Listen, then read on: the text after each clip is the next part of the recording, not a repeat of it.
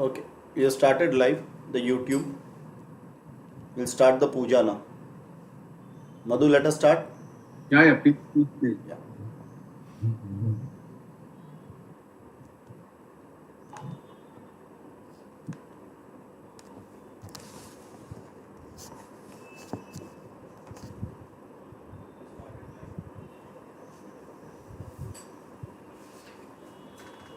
Achyutaya namaha.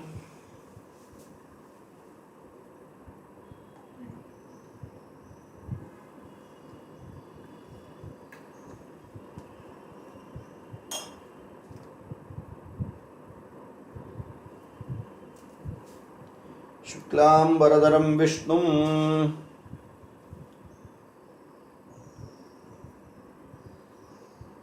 Om Bhuhu.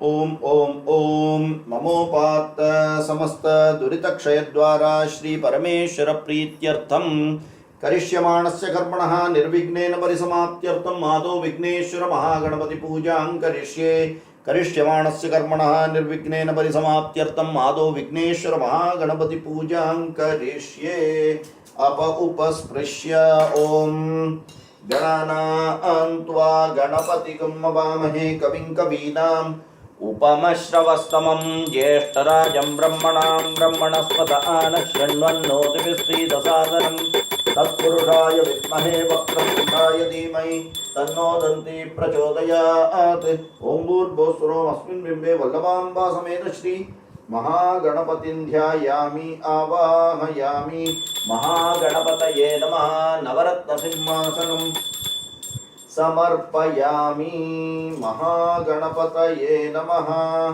पादयोः पाद्यं समर्पयामि अर्घ्यं समर्पयामि आचमनीयं समर्पयामि मधुपर्कस्नानं समर्पयामि भूर्भुवस्सुवः शुद्धोदकस्नानं समर्पयामि स्नानानन्तरम् आचमनीयं समर्पयामि वस्त्रार्थं पुष्पाणि समर्पयामि यज्ञोपवीत उत्तरीयावरणार्थं पुष्पाणि समर्पयामि दिव्यपरिमलगन्धान् धारयामि गन्धस्योपरि हरिद्रा कुङ्कुमं समर्पयामि अक्षतान् समर्पयामि पुष्पैः पूजयामि ॐ सुमुखाय नमो मेकदन्ताय नमो कपिलाय नमो गजकर्णकाय नमो लंबोदराय नमो विकटाय नमो विघ्नराजाय नमो विनायकाय नमो धूमकेतवे नमो गणाध्यक्षाय नमो भालचन्द्राय नमो गजाननाय नमो वक्रतुण्डाय नमो शूर्पकर्णाय नमो मेरम्बाय नमो स्कन्दपूर्वजाय नमो वरसिद्धि विनायक स्वामिने नमो महागणपते नमो नानाविधानि परिमलपत्र पुष्पाणि समर्पयामि धूपार्थं दीपार्थं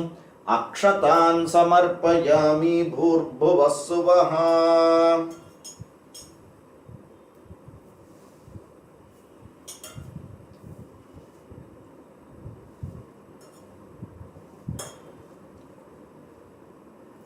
प्राणाय स्वाहा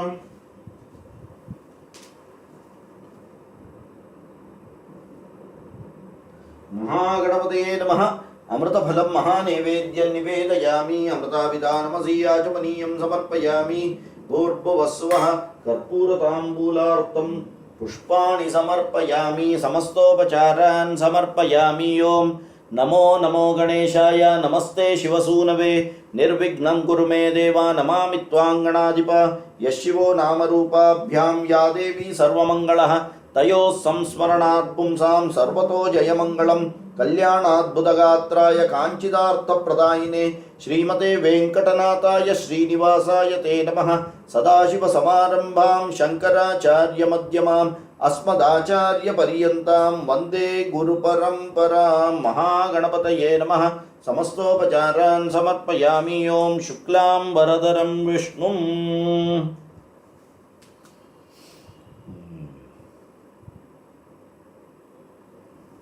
शुक्लाम्बरधरं विष्णुं शशिवर्णं ॐ भूः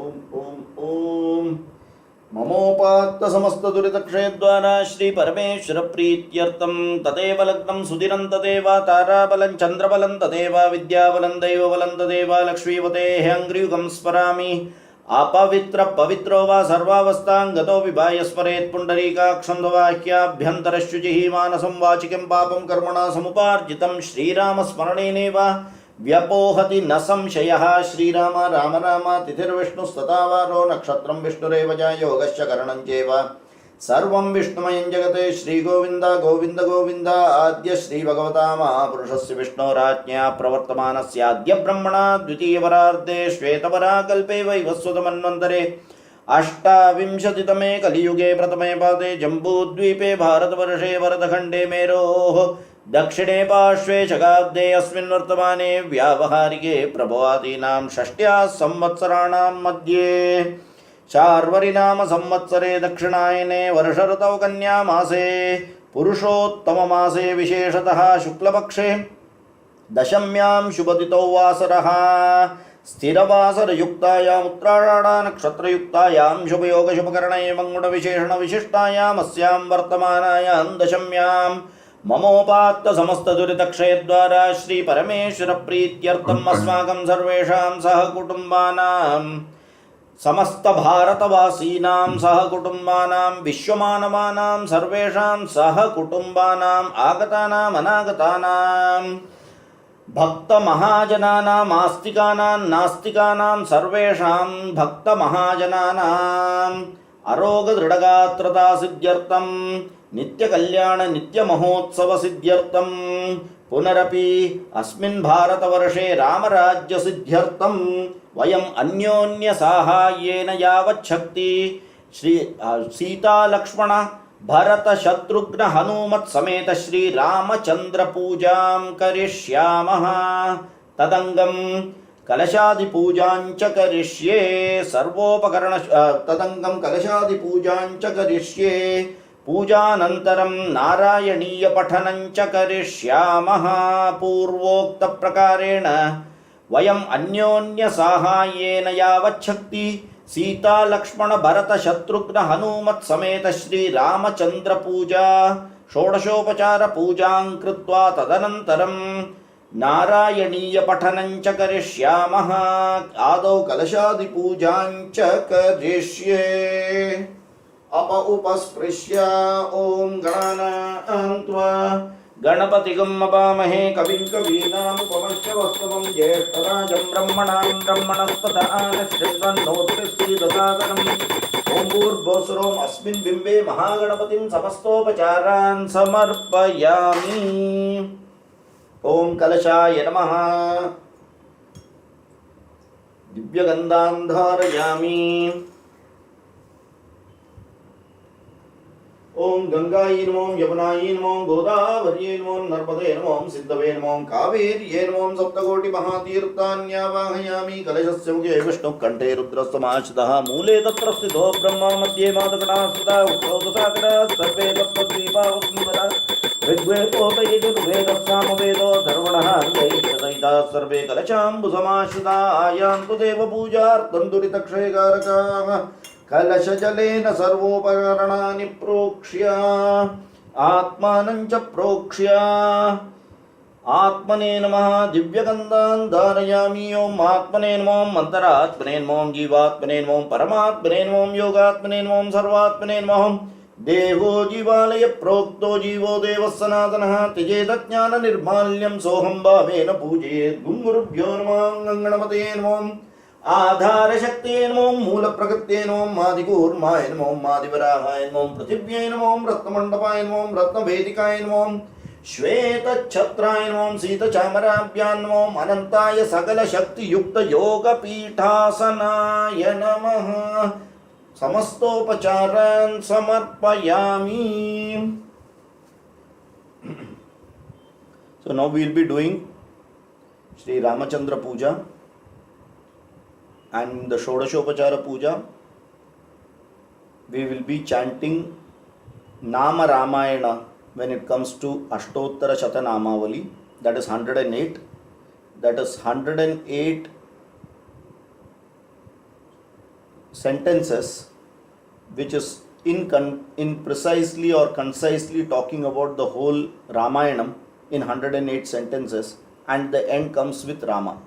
Okay, so we will be chanting that and doing Ashtottara Shatanamavali, and later on after the Deeparadhana we will be chanting Rama Raksha. Om Sahasrashirusha Purushaha Sahasrakshas Sahasrapat Sabhumim Vishwato Vrutva Atyatishthad-dashankulam Narayanaya Vidmahe Vasudevaya Dhimahi Tanno Vishnu Prachodayat. Om Hiranyavarnam Harinim Suvarnarachadasrajam Chandram Hiranmayim Lakshmim Jataveto Maavaha. Om Mahadevye cha Vidmahe Vishnu Patnye cha Dhimahi Tanno Lakshmi Prachodayat. Om Bhurbhusvarom Asmin Chitrapate Ramaya Ramabhadraya Ramachandraya Vedase Raghunathaya Nathaya Sitaya Pataye Namaha. Asmin Chitrapate Sita Lakshmana Bharata Shatrughna Hanumat Sameta Shri Ramachandra Murtim Dhyayami Avahayami. Avahayami. Om Narayanaya Vidmahe Vasudevaya Dhimahi Tanno Vishnu Prachodayat. Sita Lakshmana Bharata Shatrughna Hanumat Sameta Shri Ramachandra Murtaye Namaha. Navaratna Simhasanam Samarpayami Narayanaya Vidmahe Vasudevaya Dhimahi Tanno Vishnu Prachodayat. Shri Ramachandra Swamine Namaha. Padayoh Padyam Samarpayami Narayanaya Vidmahe Vasudevaya Dhimahi Tanno Vishnu Prachodayat. Shri Ramachandra Murtaye Namaha. Hastayoh Argyam Samarpayami Narayanaya Vidmahe Vasudevaya Dhimahi Tanno Vishnu Prachodayat. Shri Ramachandra Murtaye Namaha. Mukhe Achamaniyam Samarpayami Narayanaya Vidmahe Vasudevaya Dhimahi Tanno Vishnu Prachodayat. Shri Ramachandra Murtaye Namaha. Madhuparka Snanam Samarpayami Narayanaya Vidmahe Vasudevaya Dhimahi Tanno Vishnu Prachodayat. Shri Ramachandra Murtaye Namaha. Snapayami Snananantaram Achamaniyam Samarpayami. Om Narayanaya Vidmahe Vasudevaya Dhimahi Tanno Vishnu Prachodayat. Shri Ramachandra Murtaye Namaha. Vastrartam Pushpani Samarpayami Narayanaya Vidmahe Vasudevaya Dhimahi Tanno Vishnu Prachodayat. Shri Ramachandra Murtaye Namaha. Uttariya Abharanartam Pushpani Samarpayami Narayanaya Vidmahe Vasudevaya Dhimahi Tanno Vishnu Prachodayat. Shri Ramachandra Murtaye Namaha. Alankaranarte Amivo Gandhaha Malyarte Imani Shri Tulasi Dalani Shistopachare Sakala Radhane Swarchitam. Shri Ramachandra Murtaye Namaha. Narayanaya Vidmahe Vasudevaya Dhimahi Tanno Vishnu Prachodayat. Shri Ramachandra Murtaye Namaha. Pushpamalam Samarpayami Pushpaihi Pujayami.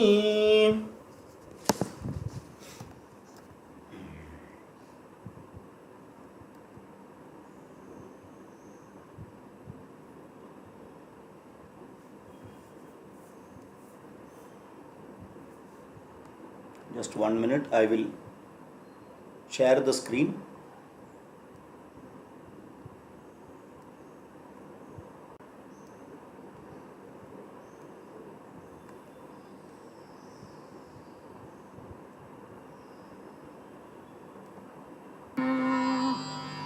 शुद्ध ब्रह्म परात्पर राम कालात्मक परमेश्वर राम शुद्ध ब्रह्म परात् परराम कालात्मक परमेश्वर राम शेषतल्प सुख निद्रित राम ब्रह्माद्यमर प्रार्थित राम चण्ड किरण कुल मंडन राम श्रीमद्दशरथ नंदन राम कौसल्या सुखवर्धन राम विश्वामित्र प्रियधन राम घोरताटकाघातक राम मारीचारिणि पातक राम कौशिकमख संरक्षक राम श्रीमदहल्याधारक राम गौतम मुनि संपूजित राम सुरमुनिवर गण संस्तुत राम नाविक धावित मृदुपद राम मिथिलापुर जन मोहक राम विदेह मानस रंजक राम त्र्यंबक कार्मुक भंजक राम सीतापितर मालिक राम कृतवैवाहिक कौतुक राम भागवदर्प विनाशक राम श्रीमदयोध्या पालक राम राम राम जय राजा राम राम राम जय सीता राम राम राम जय राजा राम राम राम जय सीता राम अगणित गुण गण भूषित राम अवनीत नया कामित राम अगणित गुण गण भूषित राम अवनीत नया कामित राम राका चंद्र समान राम पितृवाक्याश्रित कानन राम प्रिय गुह विनिवेदित पद राम प्रक्षालित निज मृदुपद राम भरद्वाज मुखानंदक राम चित्रकूटाद्रिनिकेतन राम दशरथ संतत चिंतित राम कैकेयी तनयार्चित राम विरचित निज पितृकर्मक राम भरतार्पित निज पादुक राम राम राम जय राजा राम राम राम जय सीता राम राम राम जय राजा राम राम राम जय सीता राम दंडकावन जन पावन राम दुष्ट विराध विनाशन राम दंडकावन जन पावन राम दुष्ट विराध विनाशन राम शरभंग सुतीक्ष्णार्चित राम अगस्त्यानुग्रह वर्धित राम गृध्राधिप संसेवित राम पंचवटी तट सुस्थित राम शूर्पणखाति विधायक राम खरदूषण मुख सोदक राम सीता प्रिय हरिणानुग राम मारीचाति कृताशुग राम विनष्ट सीतान्वेषक राम गृध्राधिप गतिदायक राम शबरी दत्त फलाशन राम कबंध बाहुच्छेदन राम राम राम जय राजा राम राम राम जय सीता राम राम राम जय राजा राम राम राम जय सीता राम हनुमत सेवित निज पद राम नत सुग्रीवाभीष्ट राम हनुमत सेवित निज पद राम नत सुग्रीवाभीष्ट राम धर्मित पालि संहारक राम वानर दूत प्रेषक राम हितकर लक्ष्मण संयुग राम राम राम जय राजा राम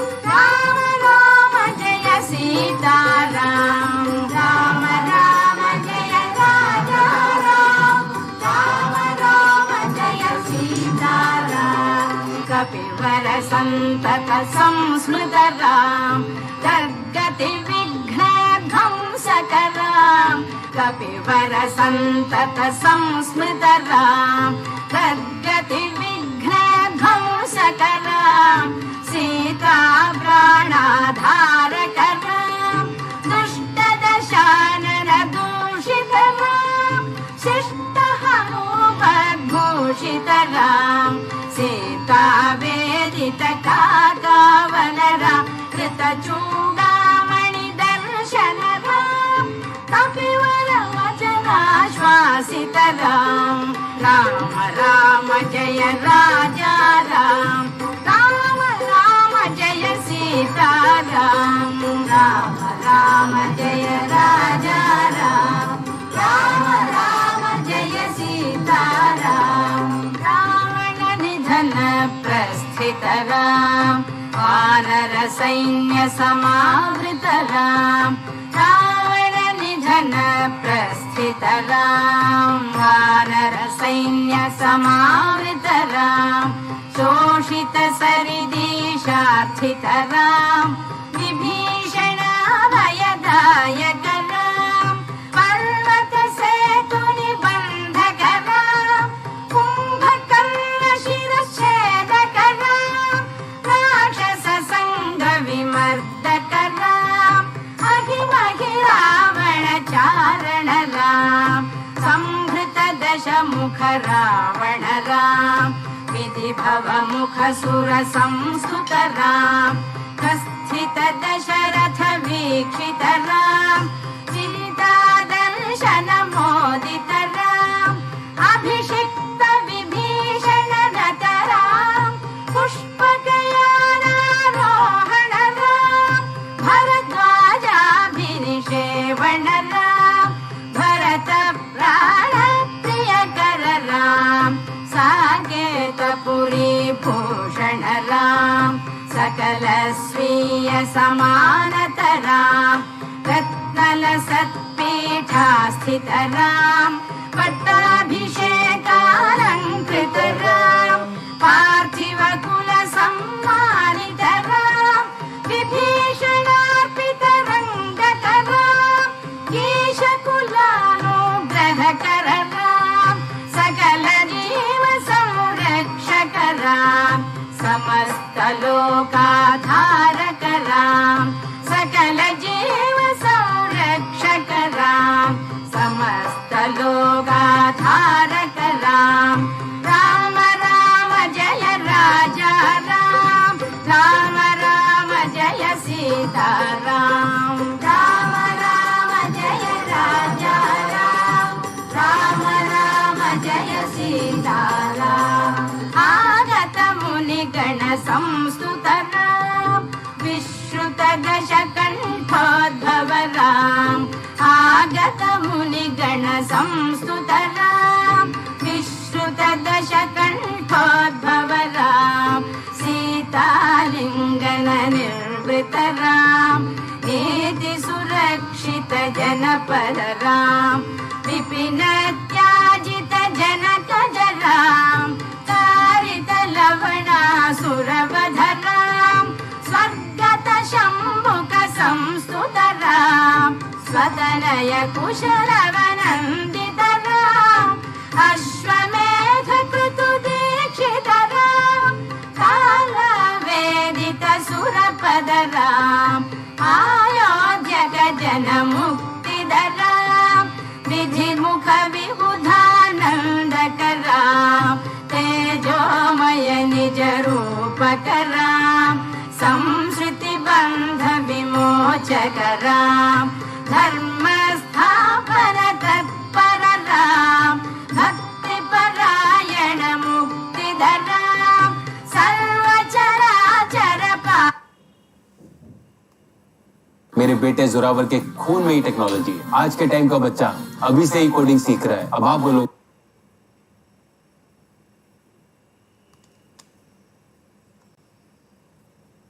कालक राम सर्वभवामय वारक राम वैकुण्ठालय संस्थित राम नित्यानन्द पद स्थितराम वैकुण्ठालय संस्थितराम नित्यानन्द पद स्थितराम राम राम जय राजा राम राम जय सीताराम राम राम जय राजा राम राम जय सीताराम राम राम जय राजा राम राम जय सीताराम राम राम जय राजा राम राम जय सीताराम राम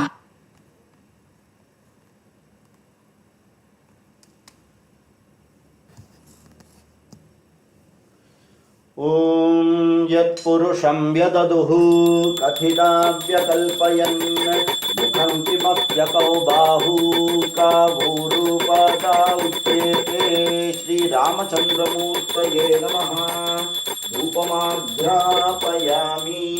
ब्राह्मणोऽस्य मुखमासीत् बाहुराजन्यकृतः ऊरू तदस्य यद्वैश्यः पद्व्यागं शूद्रो अजायत श्रीरामचन्द्रमूर्तये नमः प्रत्यक्षदीपं सन्दर्शयामि धूपदीपानन्तरम् आचमनीयं समर्पयामि भूर्भुवः सुवः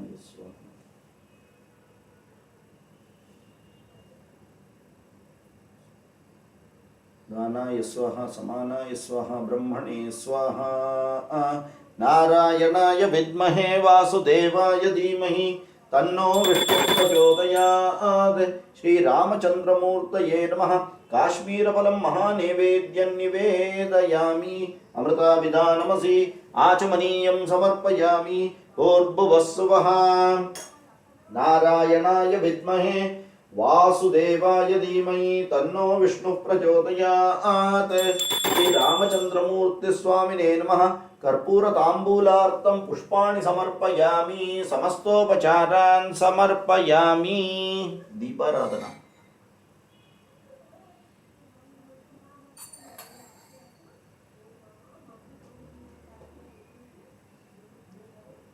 ॐ राजाधिराजाय प्रसह्य साहिने नमो वयं वै श्रवणाय कुर्महे समे कामान् कामकामाय मह्यं कामेश्वरो वै श्रवणो ददातु कुबेराय वै श्रवणाय महाराजाय नमः राम रामेति रामेति रमे रामे मनोरमे सहस्रनाम तत्तुल्यं राम नाम वरानने सीता लक्ष्मण भरत शत्रुघ्न हनुमत् समेत श्री रामचंद्रमूर्ति स्वामिने नमः सर्व अपराध क्षमापणार्थं सन्मंगल प्राप्त्यर्थं कर्पूर नीराजनं संदर्शयामि आचमनीयं समर्पयामि रक्षां धारयामि ओम हर ओम हर ओम हर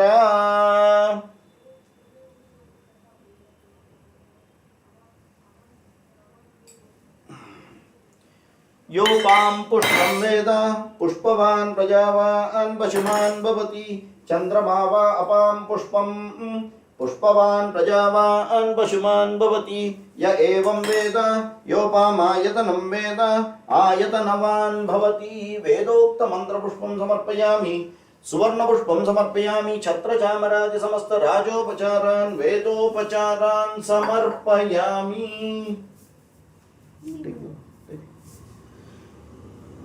नमस्कारः प्रदक्षिण नमस्कारः we will go with Rama Rakshana.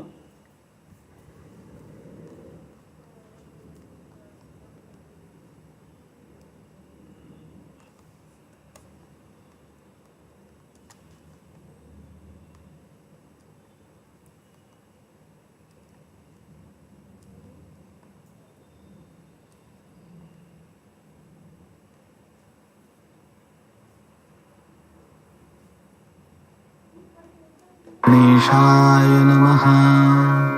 अस्य श्रीरामरक्षास्तोत्रमन्त्रस्य बुधकौशिकऋषिः श्रीसीतारामचन्द्रो देवता अनुष्टुप्छन्दः सीताशक्तिः श्रीमद्हनुमानकीलकम् श्रीरामचन्द्रप्रीत्यर्थे जपे विनियोगः।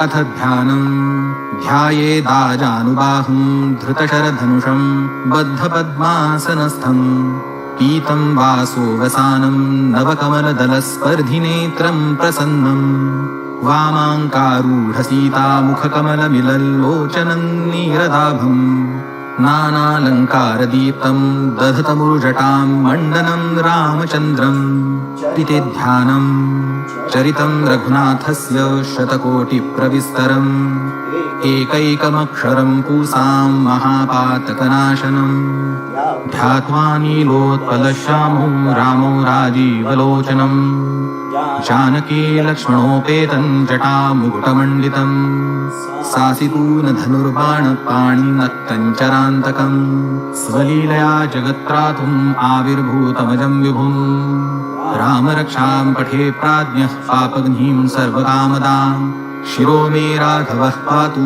फालं दशरथात्मजः कौसल्ये योदृशौ पातु विश्वामित्रप्रियश्रुति घ्राणं पातु मखत्राता मुखं सौमित्रिवत्सलः जिह्वां विद्यानिधिः पातु कण्ठं भरतवन्दितः स्कन्धौ दिव्यायुधः पातु भुजौ भग्नेशकार्मुकः करौ सीतापतिः पातु हृदयं जामदग्नजित् मध्यं पातु खरध्वंसी नाभिं जाम्बवदाश्रयः सुग्रीवेशः कटी पातु सखिनी हनुमत्प्रभुः ऊरूरभूत्तमः पातु रक्षः कुलविनाशकृत् जानुनी सेतुकृत् पातु जङ्घे दशमुखान्तकः पादौ विभीषणः श्रीदः पातु रामोऽखिलं वपुः एतां रामबलोपेतां रक्षायः सुकृती पठेत् सचिरायुः सुखी पुत्री विजयी विनयी भवेत् पातालभूतलव्योमचारिणश्छद्मचारिणः न द्रष्टुमपि शक्तास्ते रक्षितौ रामनामभिः रामेति रामभद्रेति रामचन्द्रेति वा स्मरन् नरो न लिप्यते पापैर्भुक्तिं मुक्तिं च विन्दति जगज्जैत्रेकमन्त्रेण रामनामनाभिरक्षितम् यः कण्ठे धारयेत् तस्य करस्था सर्वसिद्धयः वज्रपञ्जरनामेदै यो रामकवचं स्मरेत् अव्याहताज्ञ सर्वत्र लभते जयमङ्गलम् आदिष्टवान् यथा स्वप्ने राम रक्षामि मां हरः तथा लिखितवान् प्रातः प्रबुद्धो बुधकौशिकः आरामः कल्पवृक्षाणां विरामः सकलापदाम् अभिरामस्त्रिलोकानां रामः श्रीमान् सनः प्रभुः तरुणौ रूपसम्पन्नौ सुकुमारौ महाबलौ पुण्डरीकविशालाक्षौ चीरकृष्णाजिनाम्बरौ फलमूलाशिनौ दान्तौ तापसौ ब्रह्मचारिणौ पुत्रौ दशरथस्येतौ भ्रातरौ रामलक्ष्मणौ शरण्यौ सर्वसत्त्वानां श्रेष्ठौ सर्वधनुष्मतां रक्षः कुलनिहन्तारौ त्रायेतान्नो रघुत्तमौ आतसज्ज धनुषा विशुस्पृशा वक्षयाशुगनिषङ्गसङ्गिनौ रक्षणाय मम राम लक्ष्मणावग्रतः पथि सदैव गच्छताम् सन्नद्धः कवची खड्गी चापबाणधरो युवा गच्छन्मनोरथोऽस्माकौ रामः पातु स लक्ष्मणः रामो दाशरथिः शूरो लक्ष्मणानुचरो बली काकुत्स्थः पुरुषः पूर्णः कौसल्येयो रघुत्तमः वेदान्तवेद्यो यज्ञेशः पुराणपुरुषोत्तमः जानकीवल्लभः श्रीमान् अप्रमेयपराक्रमः इत्येतानि जपेन्नित्यं मद्भक्तश्रद्धयान्वितः अश्वमेधाधिकं पुण्यं सम्प्राप्नोति न संशयः रामं दुर्वादलश्यामं पद्माक्षं पीतवाससं स्तुवन्ति नामभिर्दिव्यैर्न ते संसारिणो नरः रामौ लक्ष्मणपूर्वजौ रघुवरौ सीतापतिं सुन्दरं काकुत्स्थौ करुणार्णवौ गुणनिधिं विप्रप्रियं धार्मिकम् राजेन्द्रौ सत्यसन्धन् दशरथतनयौ श्यामलौ शान्तमूर्तिं वन्दे लोकाभिरामौ रघुकुलतिलकौ राघवौ रावणारिम् रामाय रामभद्राय रामचन्द्राय वेधसे रघुनाथाय नाथाय सीतायाः पतये नमः।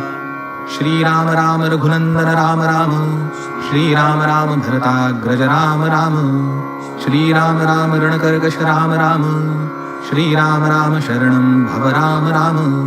श्रीरामचंद्र चरणौ मनसा स्मरामि, श्रीरामचंद्र चरणौ वचसा गृह्णामि, श्रीरामचंद्र चरणौ शिरसा नमामि, श्रीरामचंद्र चरणौ शरणं प्रपद्ये। माता रामो मत्पिता रामचंद्रः, स्वामी रामो मत्सखा रामचंद्रः, सर्वस्वं मे रामचंद्रो दयालुर्, नान्यं जाने नैव जाने न जाने। दक्षिणे लक्ष्मणो यस्य, वामे तु जनकात्मजा, पुरतो मारुतिर्यस्य, तं वन्दे रघुनन्दनम्। लोकाभिरामं रणरङ्गधीरं, राजीवनेत्रं रघुवंशनाथं, कारुण्यरूपं करुणाकरन्तं, श्रीरामचन्द्रं शरणं प्रपद्ये। मनोजवं मारुततुल्यवेगं, जितेन्द्रियं बुद्धिमतां वरिष्ठं, वातात्मजं वानरयूथमुख्यं, श्रीरामदूतं शरणं प्रपद्ये। कूजन्तं राम रामेति मधुरं मधुराक्षरम्, आरुह्य कविता शाखां वन्दे वाल्मीकिकोकिलम्। आपदामपहर्तारं दातारं सर्वसम्पदां, लोकाभिरामं श्रीरामं भूयो भूयो नमाम्यहम्। भर्जनं भवबीजानां वर्जनं सुखसम्पदां, तर्जनं यमदूतानां राम रामेति गर्जनम्। रामो राजमणिः सदा विजयते, रामो रमेशं भजे, रामेणाभिहता निशाचरचमू, रामाय तस्मै नमः। रामान्नास्ति परायणं परतरं, रामस्य दासोऽस्म्यहम्। रामे चित्तलयः सदा भवतु मे, भो राम मामुद्धर। राम रामेति रामेति रमे रामे मनोरमे, सहस्रनाम तत्तुल्यं रामनाम वरानने। इति श्रीबुधकौशिकविरचितं श्रीरामरक्षास्तोत्रं सम्पूर्णम्। श्री सीतारामचन्द्रार्पणमस्तु।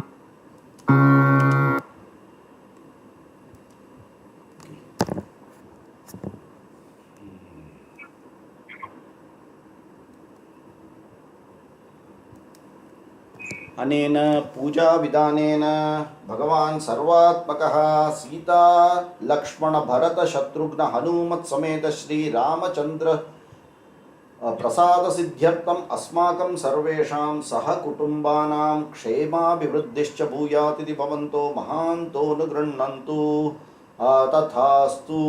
सर्वविश्वमानवानाम् आरोग्यदृढगात्रता सिद्धिरस्तु। तथास्तु। समस्तसन्मङ्गलानि भवन्तु। तथास्तु। अस्मिन् राष्ट्रे रामराज्य पुनस्थापयितुम् इति प्रार्थयतु। तथास्तु। We will continue with Narayaniyam. We have today Sri Ramaswamy Mama. Ramaswamy Mama who will chant Narayaniyam starting from 51st Dashakam. 5 more Dashakams he will chant. Over to you, Mama. You can start. Om Shri Gurubhyo Namaha. Harihi Om. Shri Mahaganapataya Veneriyadastava Charana Bhujadvayade Udanchitantrapupanapāvanam Rajaha Maharshaya Pulakadarai Kalebarai Uduhire Tratapavadikshanotsavah Pracharayatya Viralashatvaletale Pasho Doharachanam Visharanamachorakshitam Kalotare Vipulita Parshmanatvaya Mahorage Lotati Niruttamarute Lotan Pavan Pitalita Kantamandalo Demochayan Pashupapashon Veneryayo Chanan Devet Kodupagamartamastitam Mahasura Prabhuva Maho Maho Mahade Venergade Tvayitunili Namanchasa Navastale Nanraturato Jagasura Savismayai Kamala Bhavati Visturaihi Anudrudastadanukata Kumarakaihi Dine Punastarunadaja Mupeyushi Bagai Bhavan Atanutapo Janotsavam विशानिकामपि मुरलीं नितम्बके निवेशयङ्कबलतरखराम्बुजे प्रहसयङ्कलवचनैः कुमारकाने कुपोजितदशगणैर्मुदानुतः सुकाशनं त्विहतवकोपमण्डले मकाशनात् प्रियमिव देवमण्डले यदेस्तु तत्र दशवरैर्जगत्पदे मरुत्पुरानिलितदार्पवाहि माम्। Chapter 52 ब्रह्म गर्भ शमनम् अन्यावतारनिकरे स्वनिरीक्षितं ते भूमादिरे गमविवेक्ष्य तदा गमोक्षे ब्रह्मापरेक्षतु मनः सपरोक्षभावम् निन्येत वल्सगगणान् प्रवितत्यमायान् वल्सानवीक्ष विवशे पशुपोत्करे तान् आनेतु काम इव क्राततमात्मुवर्ते कंसामि भुक्तकबलो कदवां सदानि मुक्तान्तिरोदित सरोज भवद्भुवानान् वल्सायिदस्तदनुकोपगणायिदस्त्वं शिक्षादिपाण्डमुरली कवलादिरूपः प्राग्वद्विहृत्य पिपिने शुचिरायतायम् त्वं माययात बहुधा प्रजमाययात त्वामेव शिक्यकवलादिपयं ददानः कोयस्त्वमेव पशुपल्सकपालरूपः गोरूपिणीभिरपि को भवतुभिः आसादितोऽसि धननीभिरति प्रहर्षात् जीवं हि कञ्चिदपिपानवशास्वकीयं मत्वा तनूज इति राघवरं वहन्त्यः आत्मानमेव तु पवन्तमवाप्य सूनुं प्रेतं जयुर्न कियतीं वनिताश्च गावः एवं प्रदीक्षण विजृम्भित हर्षपार निःशेषगोपगण तालितमूरिमूर्तिं मां प्रकृतोऽपि बुबुधे किल वल्सरान्ते ब्रह्मात्मनोरपि महान् युवयोर्विशेषः वर्षावतौ नवपुरातन वल्सपालान् दृष्ट्वा विवेकमसृणे द्रोहिणे विमूढे राधेदृश प्रतिनवान् मकुडाङ्गदादिभूषान् चतुर्भुजयुजस्रजलां पुदावान् प्रत्येकमेव कमला परिलालिताङ्गान् भोगीन्द्रभोगशयनान् नयनाभिरामान् लीलालिमीडतदृशः सनकादियोगिभ्यासेवितान् कमलपूर्ववदो ददर्श नारायणाकृतिमसङ्ख्यतमां निरीक्ष्य सर्वत्र सेवकमपि स्वमवेक्षदात आयानिमग्नहृदयो विमोहयावदेको बभूविद तदा कबलार्थवाणिः नश्यन्मदे तदनु विश्वपतिं बहुस्वान् नत्वा जनोदवति आत्रितामयाते बोधये समं प्रमुदितैः प्रविशन्निकेतम् पातालयादिपविभो परिपाहि योगात् गोपिका जीवनस्मरणं गोविन्द गोविन्द दशकं 53 धेनुकासुरवधाः आदित्यबाल्यं जगतां पदे त्वम् उपेत्यपौगण्डवयो मनोज्ञम् उपेक्षवल्सानमुत्फलेन प्रावर्तता को गणपालनाय उपक्रमस्यानुगुणैव सेयं मरुत्पुराधीश तव प्रवृत्तिः गोतापरित्राणकृते वतीर्णः तदेव देवारपदास्तथा यत् तथापि रामेण समं वर्णान्ते मनश्रियं वीक्षचरन् सुखेन श्रीरामनाम्नः स्वसर्गस्य वाचा मोदातकाधेनुककाननं त्वम् उत्तालताले निमहेतुदुक्य फलेन तोदेन फलेन दोर्व्याम् करक्षाप्यवदत्पुरस्ताद् फलोत्तरो धेनुकदानवोऽपि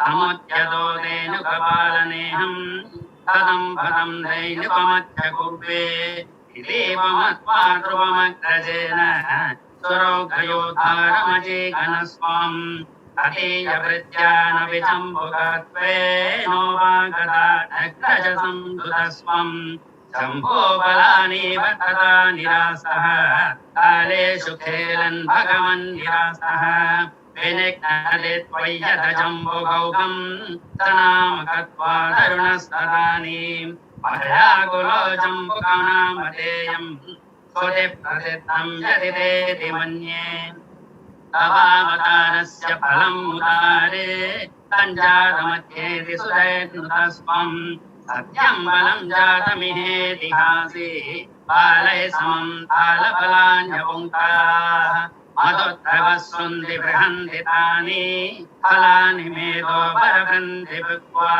तृप्तैर्भवनं फलौघं वहद्रागा खलु बालकैस्त्वम् अतो हतो धेनुकयित्युपेत्य फलाननद्भिर्मधुराणि लोकैः शयेति जीवेति मुदो विभोत्वं मरुत्पुरादीश्वरपाहि योगात् गोपिका जीवनस्मरणं गोविन्द गोविन्द दशकं 54 कालीय विषबाधितानां गोपानाम् उज्जीवनम् तुलसे मुखसौभरिर्नाम पूर्वं कालिन्द्यन्दर्पादशाकं तपस्यन् एनं रागे स्नेहवान् भोगलोले अक्ष्यं साक्षात् ऐषदाग्रे कदाचित् त्वत्त्वाहन्तं सत्सुदं दृक्षसूनं एनं कञ्चित्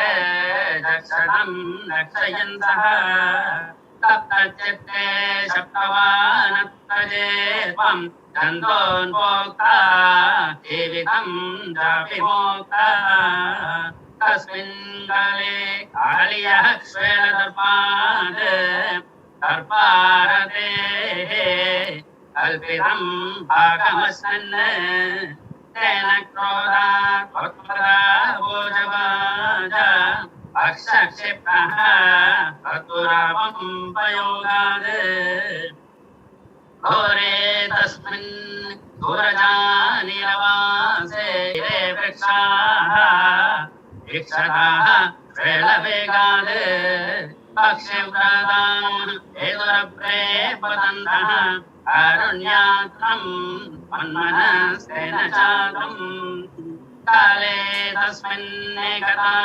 शिरवाणिं मुक्त्वा याते यामुनं काननान्तम् त्वयोत्तामग्भीष्मभीष्मोष्मदत्ताः गोपालाः यापिबन् स्वेलतोऽयम् नश्च जीवान् विच्युतान् श्वातलेतान् विश्वान् पश्यन् अच्युतत्मुन्दयद्रः काव्योपान्तं जीवयामासि तत्राग वेद्योषाम्बो हर्षिभिः श्रीकटाक्षैः किं किं जातो हर्षवर्षातिरेकः सर्वाङ्गे श्वेतृत्वदा गोपसङ्गाः दृष्ट्वा कृत्वान् वक्त्रं तद्विनन्दः वामालिङ्गन् कृष्णनानाप्रभावाः तावश्चैवं सप्तजीवाः क्षणेन वेदानन्दाः मां च दृष्ट्वा पुरस्ताद्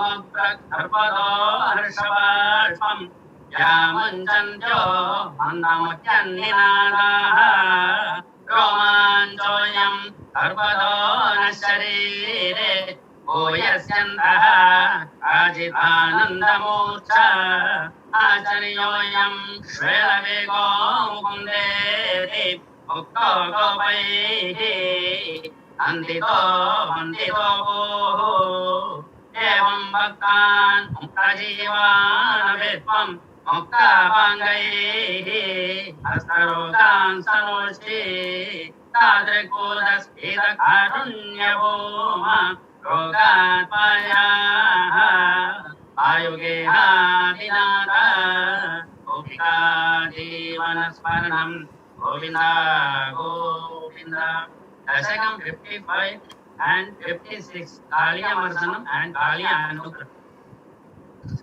आकवारिणि घोरतरं खलिनं प्रतिवारयितं गतते भगवन् धृतमारिततीरकनीपतरुं भिक्षमारुतशोषितपर्णचयम् अधिरोह्यपदां पुरुषेण चलं नवपल्लवतुल्यमनोतरुचा कृतवारिणिदूरतरम्यपद परिगोर्निधगोरतरङ्गगणे भुवनत्रयपारभृतो भवतु गुरुपारविकम्पि विजृम्भिजला परिमजयते स्मदनोशतकं तटिनी जटिति स्फुटघोषवती अददेक्षु विदेक्षु परेक्षु विदप्रमितोदरवारिनिनादपरैः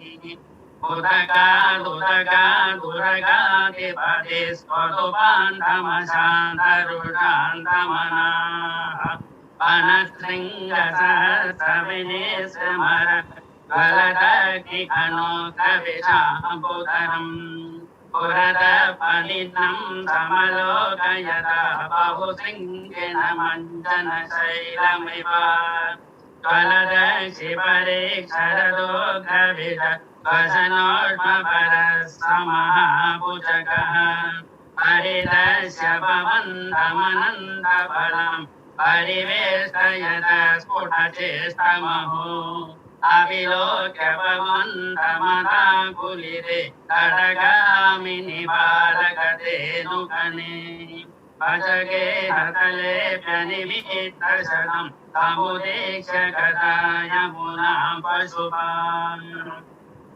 अखिलेषु विभो भवदीयदशाम् अवलोक्य जिहांसुषुजीव परम् अनिबन्धनमाशु विमुच्य जवादुदगं यतः सजुषा वपदा अजरुह्य ततः फणिराजफणन् नृते भवदाम्यकृपादरुषा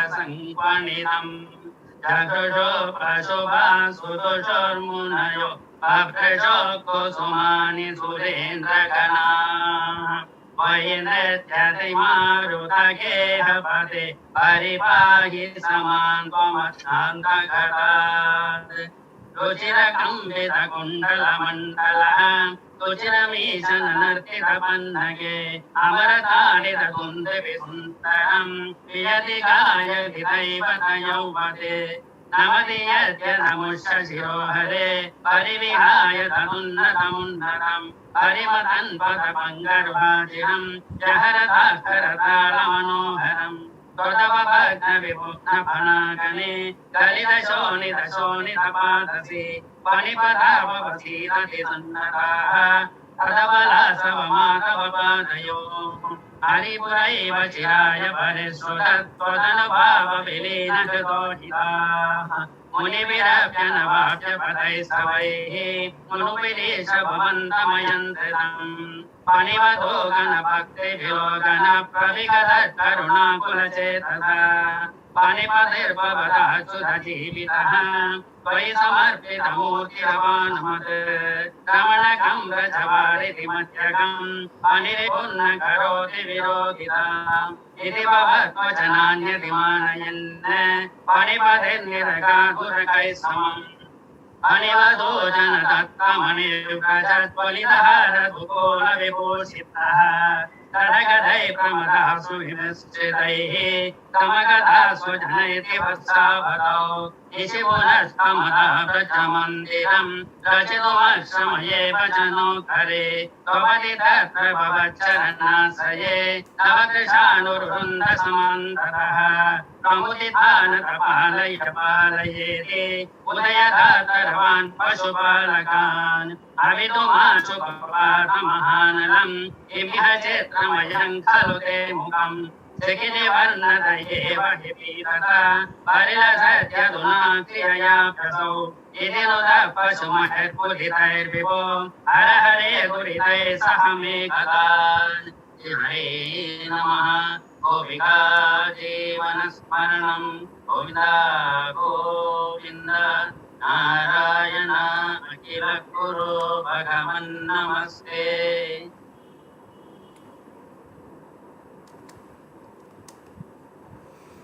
Very good. Thank you, Ramaswamy Mama. Okay. So we'll continue for about 15 minutes on this Vedic heritage. So last time I had mentioned about Varna system and Ashrama system. We will continue with the Varna system and Ashrama system. This I had mentioned about, if I am not wrong, just remind me, did I mention about from Bhagavan's face, the Brahmanas have come, from Bhagavan's chest, okay, the Kshatriyas have come.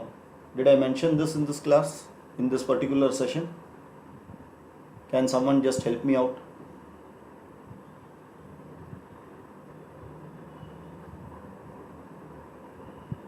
Otherwise, I'll repeat it without knowing.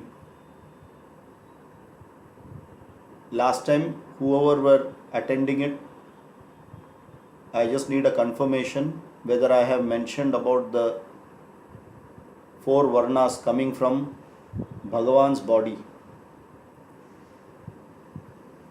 No, you have not mentioned. Okay, fine. Thank you. So let me first mention that. The reason is we should never look as Varna system as gradation of people. See, every part of our body is equally important. Even if there is a small pin which hurts our little toe, the little finger, we feel very painful. So there is no part of the body which is of a lower everything is a part of this body. But within this part of the body, we have what you call it as taratamyam, or valuing it differently. All are important, but among them there is a different valuation. For example, when we go to an office, when the managing director is there or the CEO is there, because we have to value everyone the same way, do you value him as well as the peon in the same way? The answer is no. You don't behave the same way, you don't value the person the same way, you don't respect the same way, because there is an hierarchy system. But does that mean that the peon is useless? Absolutely not. Peon is very much useful. The managing director is also very much useful, but then the value of that person is different. For example, when you have koila, which is again a part of carbon, and you have a diamond, which is again carbon, do you value both the same? A black coal and a diamond, both being carbon, do we value it the same? Once we do not know the value, you give it to a small child, a 5-day-old child, you give a 5 rupee note, you give a 500 rupee note or a 5000 rupee note, or your will also, the child will behave the same way. The child doesn't understand. But once you know how to value and once you understand the value, then this differentiation automatically sets in, and this taratamyam will have to be there throughout the world, in our vision of the world, in our vision of ourselves also. Now let us look at it, how this happens. And this is so natural, no one needs to teach us. Tell me which is the most important part of the body. In our body, which is the most important part which we consider, and as we know it, that we are human beings because of we have something called intellect, the buddhi, the mind, the evolved, matured type of the buddhi we have, and hence that is the most important part. Even in animals also, the mind and the buddhi is the most important part. Once that stops functioning, the body and everything stops functioning. Why that is important? Because the thought comes in that place. When it functions, you get a thought. That means you are generating an idea, a concept. And generation is a very clear aspect of Brahmaji. He is the generator. So a thought getting generated is the most important part in our body. Because that is Brahma Tattvam. It is Brahma Tattvam. If that thought is there, then only it will go further ahead. Okay, now the thought has come. Will the thought remain as the thought unless it is protected? Correct? Unless we protect the thought, will that thought remain as a thought? And the answer is no. So for protection, what we need to do? For protection, unless the blood supply goes to this brain, the oxygen supply goes to the brain's functioning of thinking will not work. So who are the protectors of the brain? The protectors of the brain are our heart and our lungs. They keep on supplying oxygen and blood to the brain for it to function and thereby protect the thought which is generated there. Then only you can do something about the thought and make it useful to you and to others. So they are the protector, and that is why they are called Kshatriya Karmaha. They are Kshatriyas. Kshatriya means one who is protecting. The king, the kingsman, the administration, who has got a system to protect the whole structure. So they protect the Brahma Tattva. Now who supports this structure?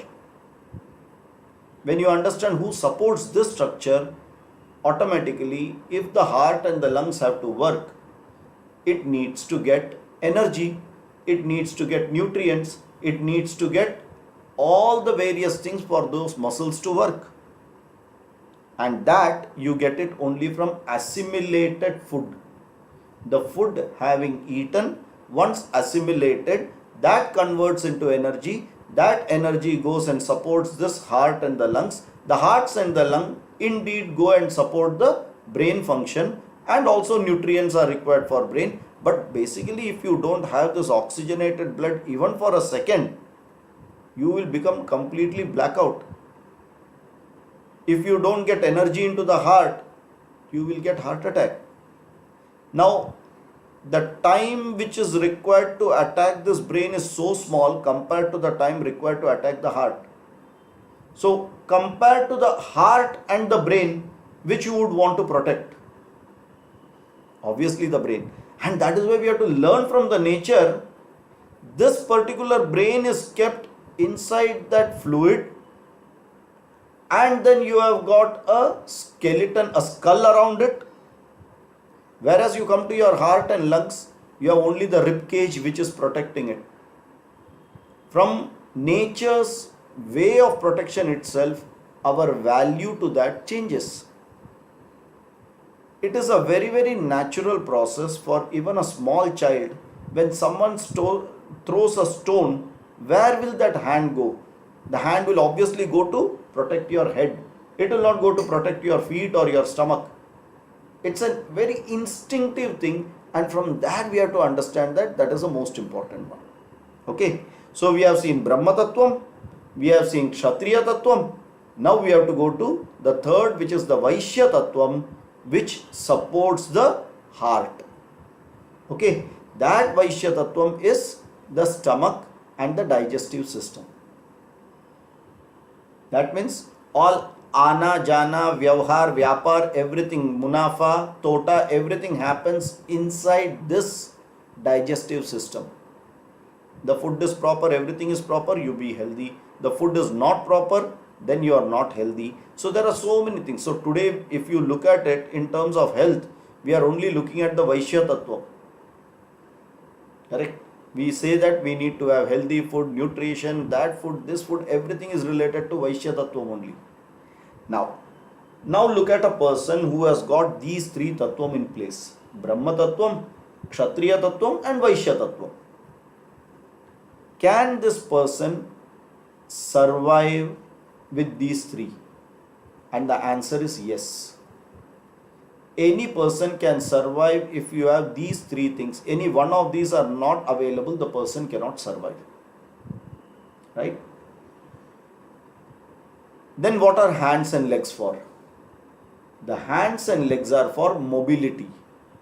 For this knowledge, for this thought, if you don't have hands and legs, see what would happen. How much your mobility is completely stopped, how much your understanding about in and around you gets reduced to a great extent. And hence, this are called as hygiene factors.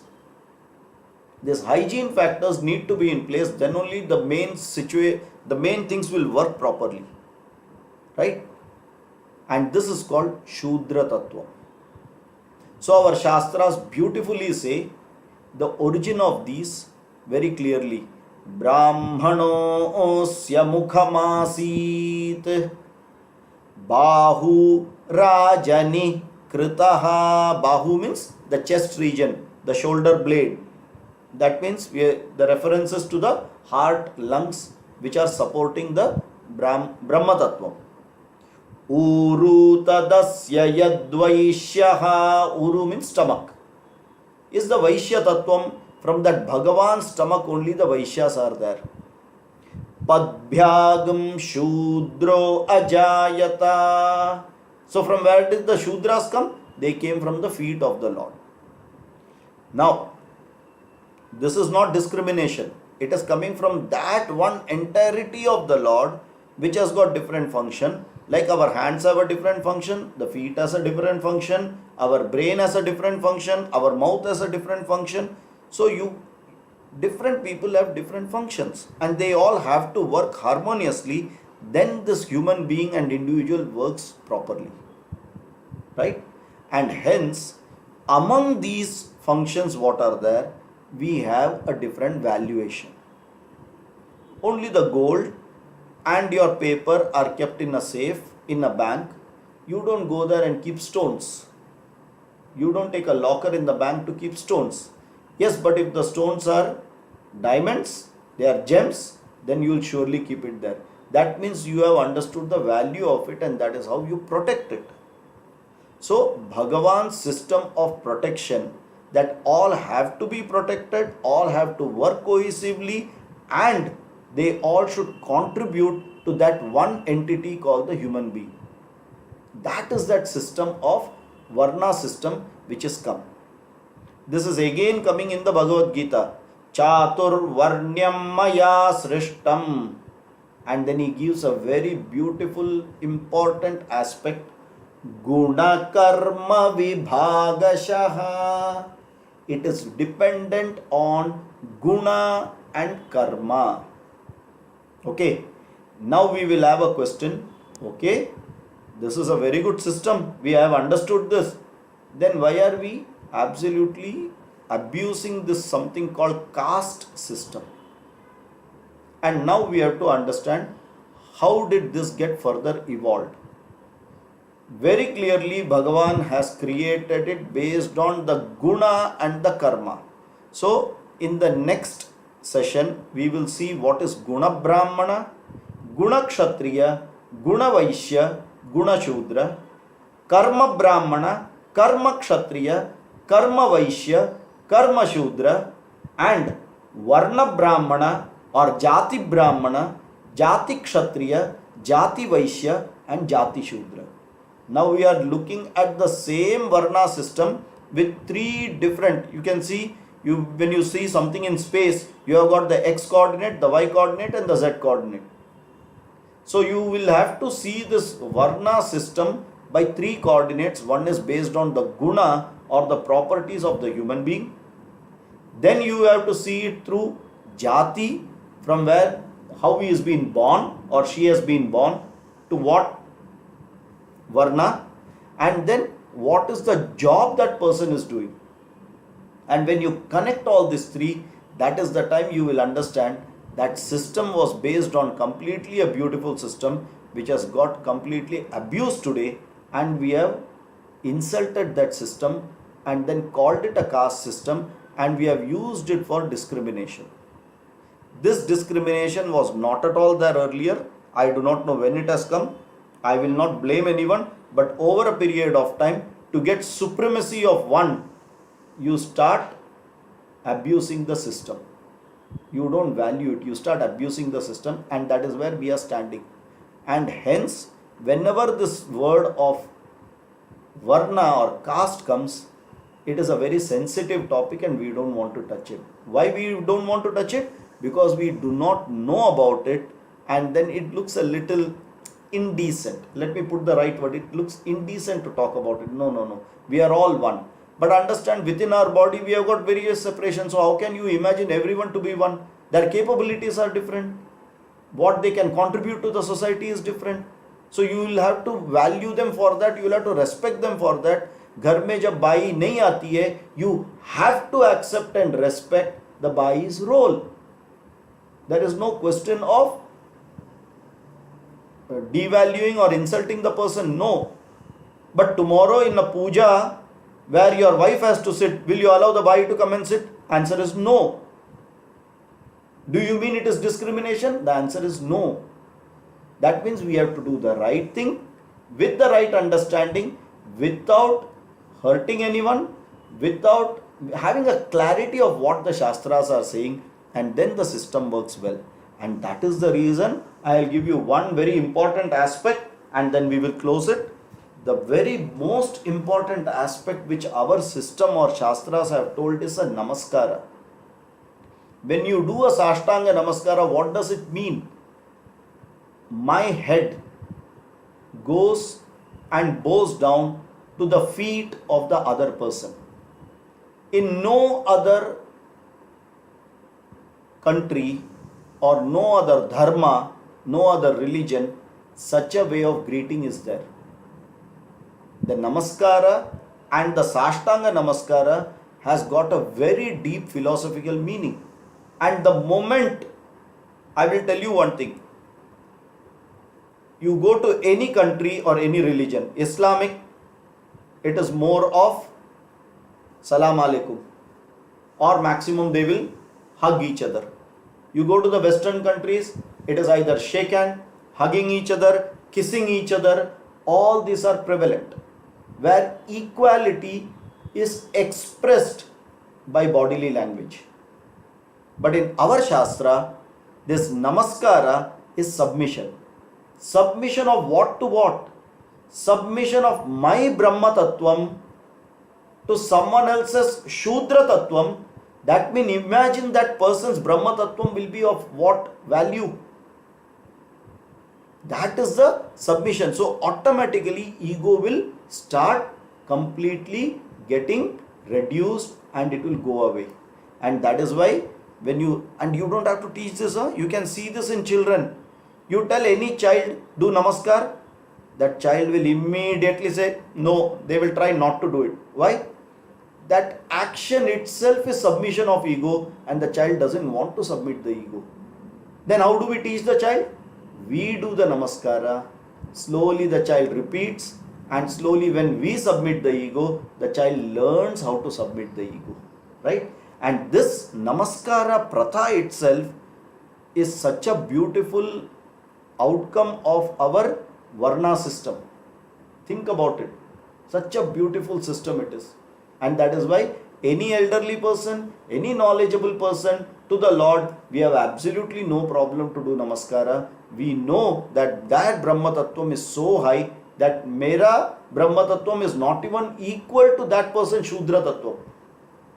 So I can very easily put my head down, bow my head down, I can submit to that person, and once you submit, you know everything you achieve. Our Shastras start that way.